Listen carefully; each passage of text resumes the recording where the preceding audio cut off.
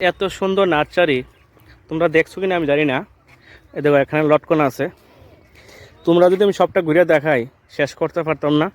তো তোমরা যদি চাও এসে যারা ভিজিট করতে পারো। অনেক ফল গাছ অনেক ফুল গাছ এখানে আছে, বিভিন্ন জায়গা আছে। দেখো এখানে শিশু একটা, এটা হয়তো কী গাছ, এটা ঠিক আছে জানি, হয়তো ফুল গাছ উপর কিছু একটা, আমার জানা নাই। এদিকে হর্তুকি গাছ, তার মধ্যে দিকে আছে যে অর্জুন গাছ। এ দেখো এখানে আছে কৃষ্ণচূড়া গাছ, এ আছে বৈরা। আমি যদি তোমরা দেখাই তোমরা শেষ করতে পারতাম না আমি নিজেও।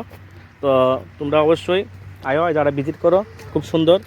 এখান থেকে আর হচ্ছে চন্দন, আর আছে মেহগিনি। ঠিক আছে, চলো দেখা আর কি আছে। ওই দেখো এখানে আমলকিও আছে, এই দেখো এখানে আছে এই যে আমলকি।